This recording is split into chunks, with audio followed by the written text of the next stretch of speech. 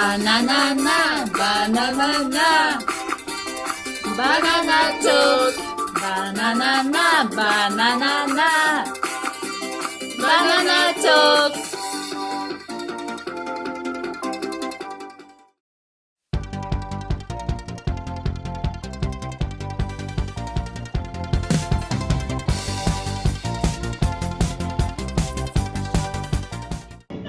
My name is Ahoj. I'm from Armenia. I am working in the Museum of Romani Culture as a guide and tutor teaching English to Romani children. And for the moment, it's like the dead period, so I'm mostly waiting for some people to come to guide for them. It is very interesting to work in the museum because when I came here, I basically didn't know anything about Roma people, their history, their culture, and some 2 months after, I was already the one who was guiding for other people, presenting them the story of Roma people. It was from the beginning very responsible work for me. I was feeling responsible because I was the one who was giving first information to foreigners about them. So I was trying to do my best to present it in a good way, in a proper way. And yeah, from the beginning it was a bit hard, but then I succeeded. I think I did, and now I'm happy I did it. I'm Neda from Croatia. I'm here working in Lujanki, Viditska, in art department. I'm there teaching children and helping with art classes. Because at home I didn't like it, I was bored. I wanted to go somewhere, and I knew about this art department from before, so I just applied. It's perfect for me. One day I was just like scrolling through EVS pages, like about the project and everything, and then I saw this one, and I was like, oh, I was there, maybe I should apply. I applied literally the last day, like at midnight, I think, and about a month later they asked me to start Skype interview, and then they told me I'm selected. I'm not going to speak about very, inspirational things here because I was working in a migration office, very boring work, very not like nothing nice. I didn't like the job at all, and I was thinking how to run away from that adult life because you need to work, like, earn money, and then I don't know. You have other problems when you are just like that, living in kind of a circle, work and home and work, and sometimes seeing people. I wanted something else, and I chose volunteering because that's something I would never dare to do. Maybe like when I was in Armenia, I couldn't do volunteering because we are not paid for volunteering, and if I volunteer, I would just serve without money. So I always wanted to do it, and this was like an opportunity to do it in a nice way. So you also get money, you also get the opportunity to live in a foreign city and country. So my first foreign language is French. So all my life, all the programs I was participating, they were in French. I wanted the one which will be in English, so I will have the opportunity to develop my skills in English. I mean, learn English basically.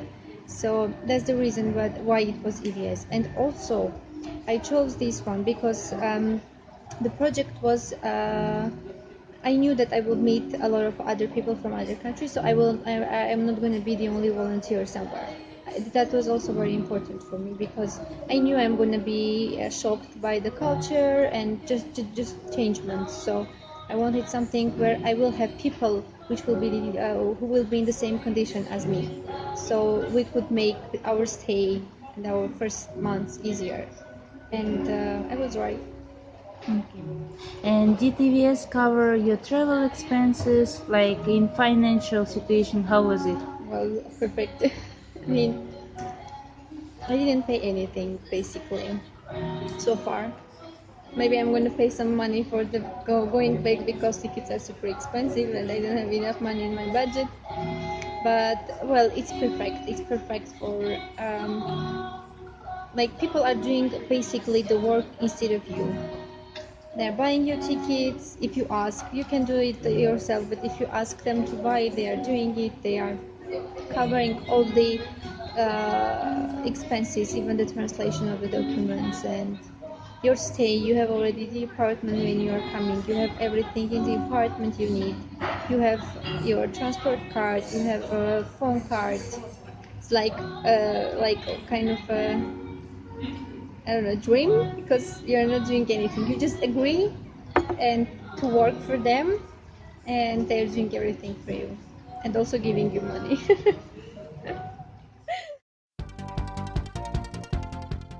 Brno is the best. I wish I lived here. It's beautiful. It's big. People are really open-minded. There's a lot of diversity. I really like how everywhere you can find vegan food, and it's perfect. If you are vegan or vegetarian, Brno is perfect.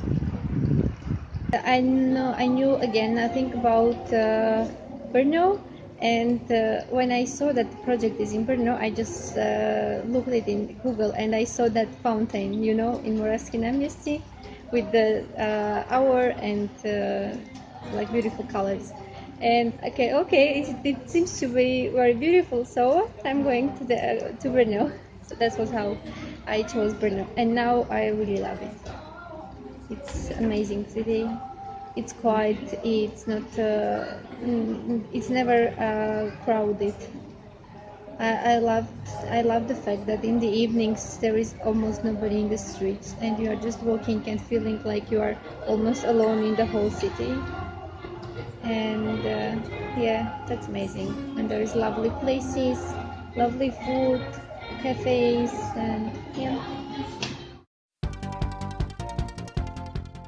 Most time I spend in, of course, in Bank Park because I work there, and I like some places like Cabinet News, Baikazil, Biocasti.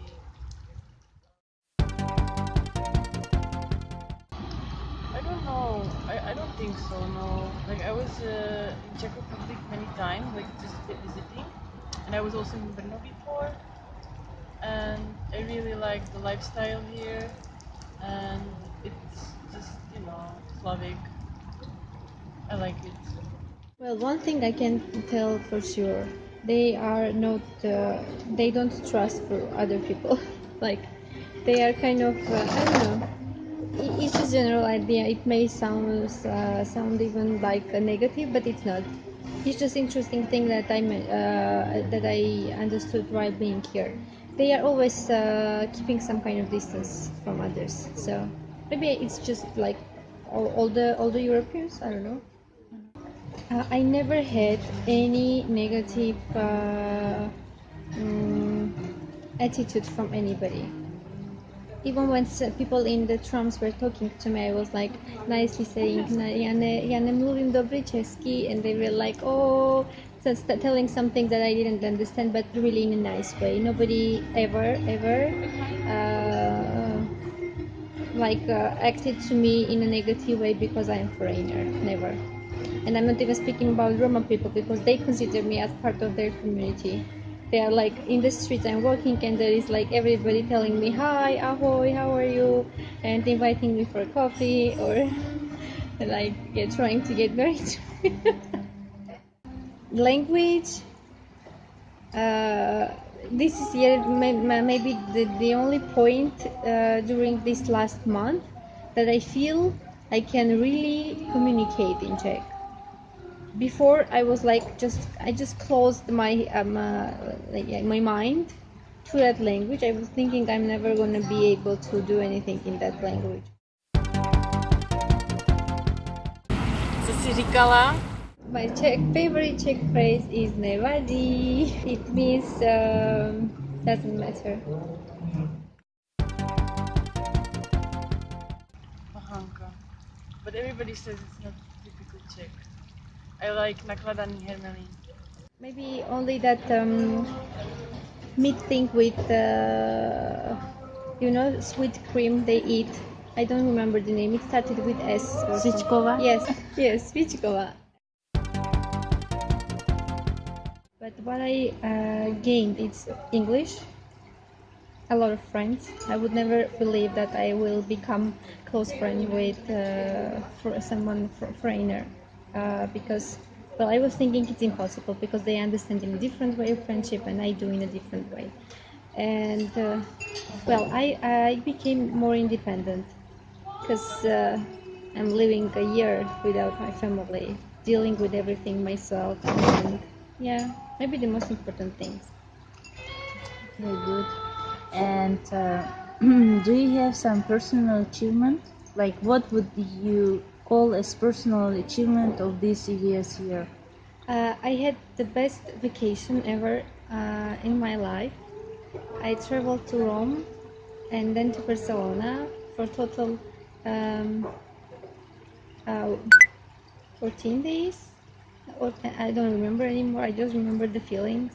I was alone basically. In Rome, I was with a friend.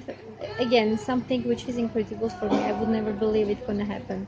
I became friends with a a lovely Spanish girl here, also volunteer. So we went together to Rome, and then from there I went to Barcelona, and I can really tell that that was the best vacation in my life. And that's one thing, when you are doing just nice things to yourself, giving you the opportunity to just relax and just enjoy what you did to you. So yeah, that is maybe the achievement. Mm. Absolutely, a lot of things.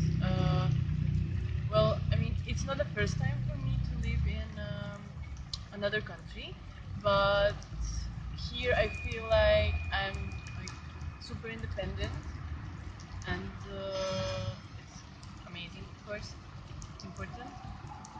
And I think I've changed in a way that I'm like more tolerant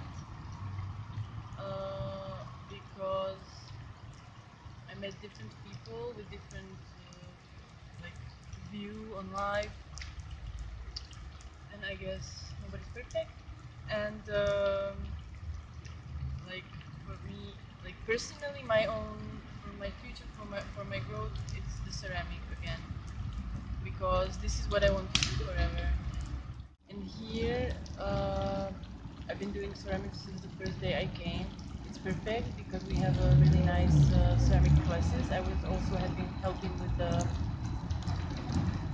classes for children, and at my work, I really have the freedom to do my stuff, to try the material, learn different techniques, try all the glazes, and at the moment I'm preparing an exhibition of all the work I did. This is here. Don't worry. This is my workplace, and this is my favorite room of all Luzhanki. It's a room where ceramic is made and also burned. You see on this shelf a lot of pretty things. And here I work all the time. I make my stuff, and I just enjoy it. Usually there are classes for children and for adults, like on weekly basis. But yeah, sometimes you can come here to do something. We have a lot of different types of clay, a lot of different types of glaze, and tools, and like there's a lot of artwork from children and from adults in the room, so you can always get inspired. It's like really artsy. Can you actually show me around? Yes. And your favorite corners? I don't know. It's quite messy and arty This is where I space. sit usually, Yeah. on this table, and the children are there, and I'm just here doing my stuff. This is where we have clay. It's all different types, different kinds of clay. The kiln, it's empty at the moment, but here we burn it, and Every time when we open it fresh, it's like magic for me. And it's also super warm. I made this cup. It's not finished.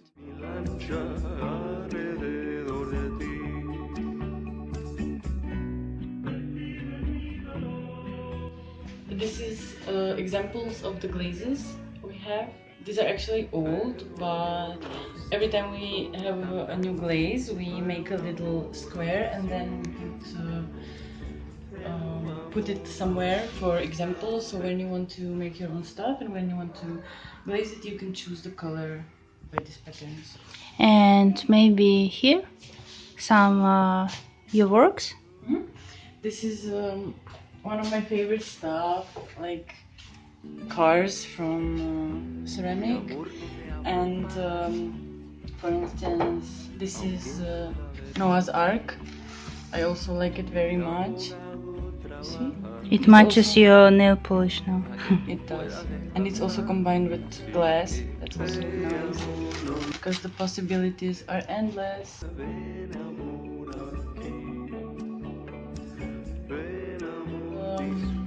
Clepadlo, you know, the thing for the door. I really like. It's one of my favorite things. Oh, it's a huge piece. Yeah, it's all made by kids. Wow, this one is looks so realistic. Yeah, it does.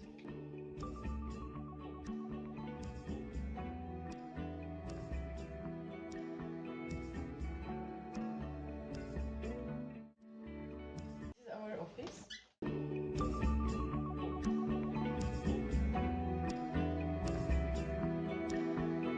We sit here, drink coffee here.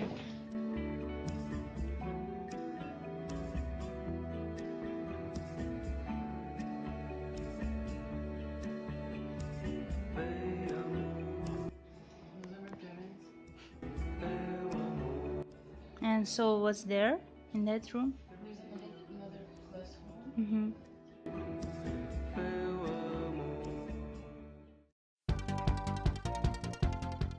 Living in Lishan. What is Lishan? For people who don't understand. Lishan is a part of Brno. There, somewhere. Far away. And it's full of panel houses. And I live in this old building and really old vintage apartment. And it's really hard for me. I mean, I got used to it, but in the beginning it was really hard for me because it's full of carpets. We don't even have tiles.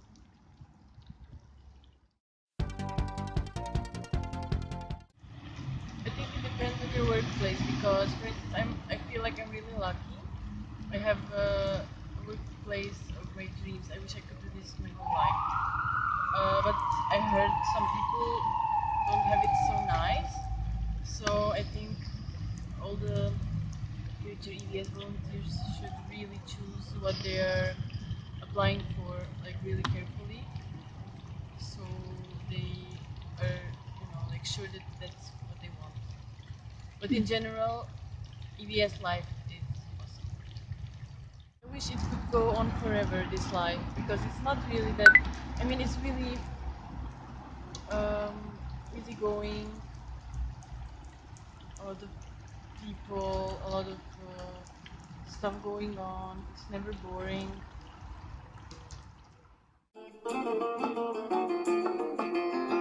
I actually from the beginning chose this project because I wanted something which will not be just nice, not be just relaxing and you are just taking a vacation from your life, but also something which will give me some experience in some field.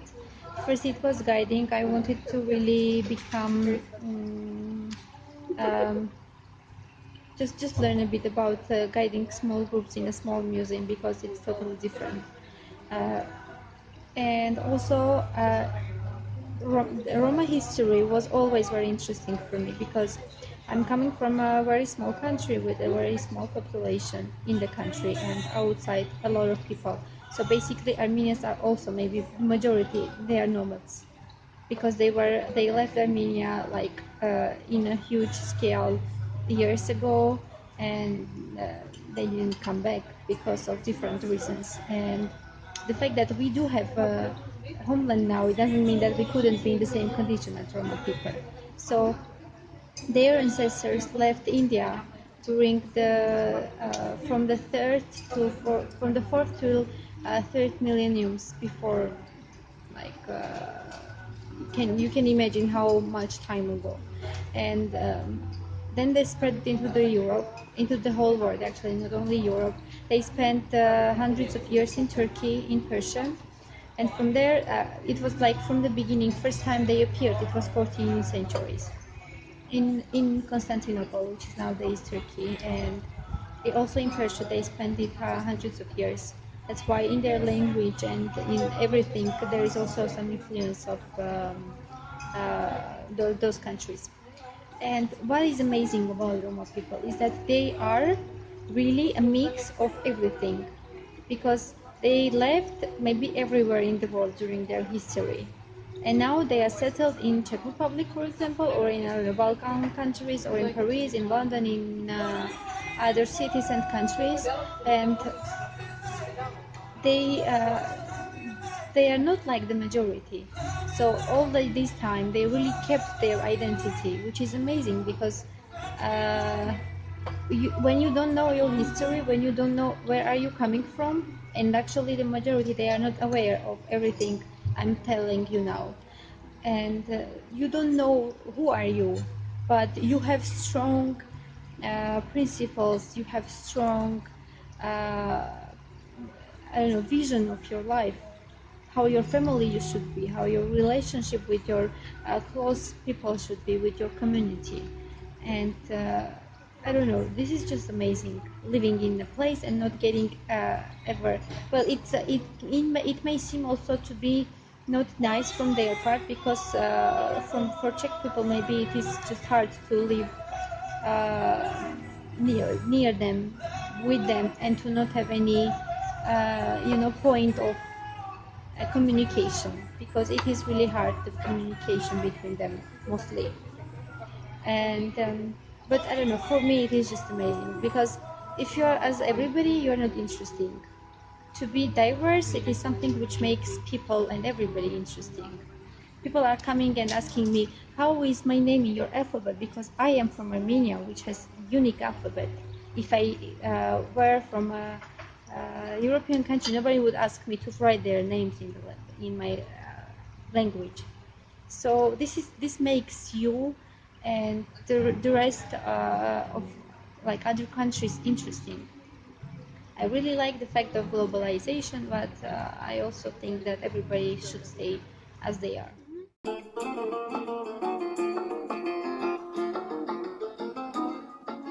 The word Roma was accepted by was like the museum, actually. It was the initiative of Gypsy Roma Union. It was they had one conference with United Nations in 1971, and that was when their flag, their name, Roma name, and the initiative of the museum were like accepted, adapted. So. And, actually, it's coming from again from the history.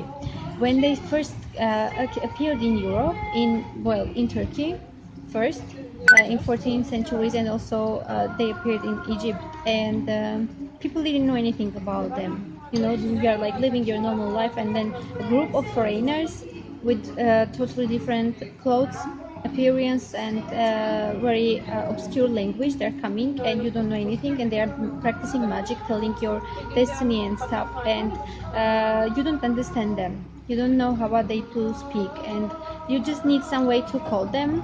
So people just started to give them names from their languages, and it could have the meaning of being thief, or being just, I don't know, not nicely dressed, because even in Armenia we have the word Tsigan, and when we want to tell somebody that you look like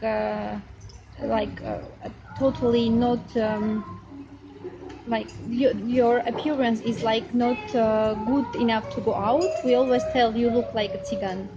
So this is something coming from, everybody's languages. So the word Tsigan, Gypsy, Gitan, Gitanos, and the other words in the other languages, none of them is from their, like, they didn't agree to be called like that.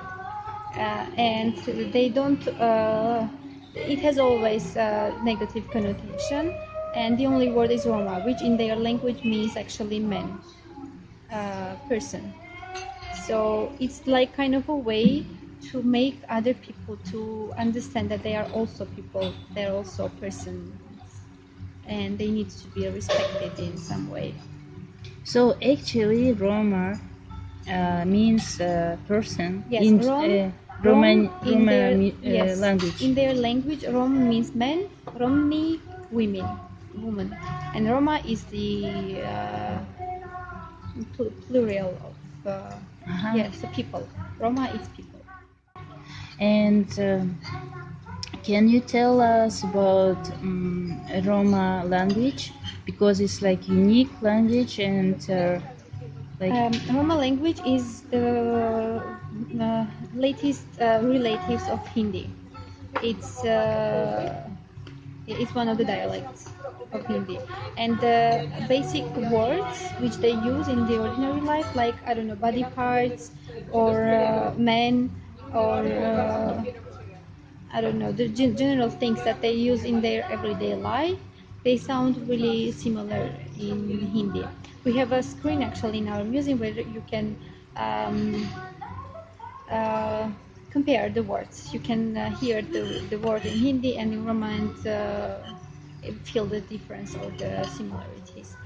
And yeah, but actually now, as there is so many communities living in different countries and in different cities, their languages are totally different. It can happen that the Roma people in different communities, they don't understand each other because it's totally different. Because they were influenced by other countries, other languages, because they were coming from other parts. So, for example, Vlahi Romas, they are the most traditional group in Romania. They kept more language, traditions, and everything. So they are the ones who continue to their traditions, like in an obvious way. They are the ones who are still wearing the long dresses, and women. And so they also speak the language, but their language is different from the one Czech Roma people speak. Slovak Romas and Czech Romas, they can understand each other, because also the language, Czech language, also is too similar, like, Slovak and Czech, and they are actually, when they speak Czech, they also mix some words in from their language. So it's becoming a unique language which can only understand Roma people. Recently, we had a visitor in museum. I was guiding for him, and he knew actually a lot about Roma people, and he told me that in one of the villages in UK, there is a group of Roma people, again very traditional ones, who uh, who speak again the language, which is a mix of like well, it's the same English, but we know that Scottish English and like the pronunciation is too different. So it sounds like words in Czech, in I'm sorry, in Roma language, in English, UK English, and Scottish. So it's like a mix that nobody understands, and they understand only each other.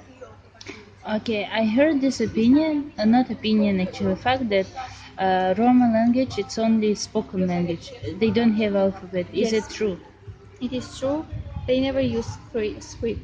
They were not educated, and they don't have alphabet. In every country, they use the letters of that country. So in Russia, for example, they use Cyrillic.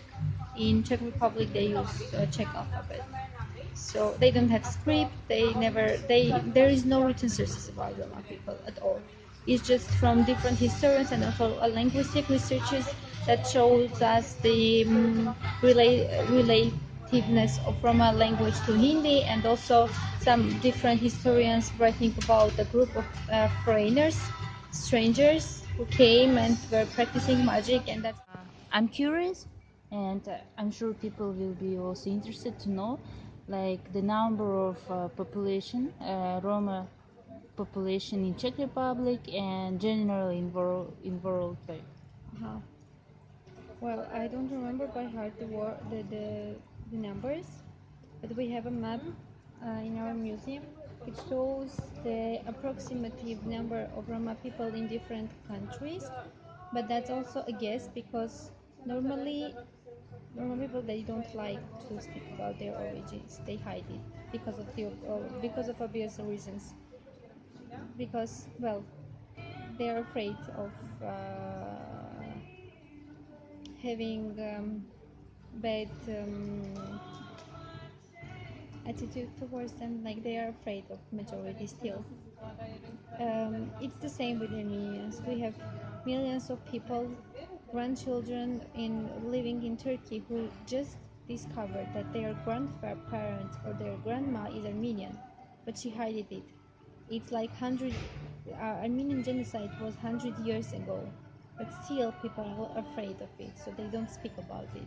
It's the same with Roma people. They are afraid of telling that they are Romas because they were always killed, always persecuted. They were moved from their houses, moved from the countries, and yeah, I really understand how they act now here because it's like when you're an animal and you have a danger, you're always acting in an aggressive way because it's like a kind of protection.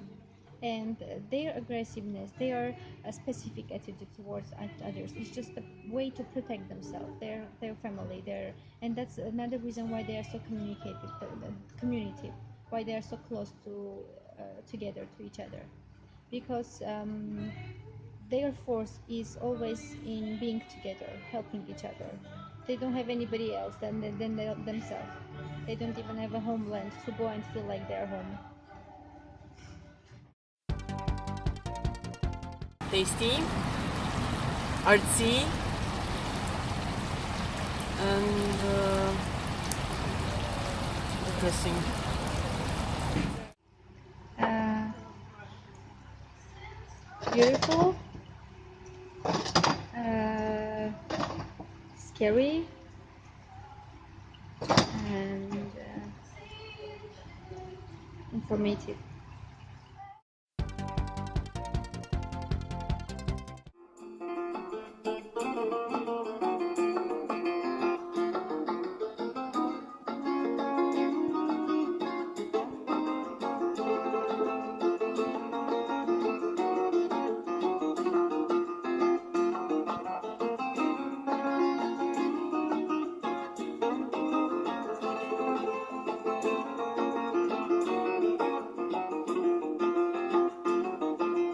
Ai, tu diri diri diri diri, sou minha.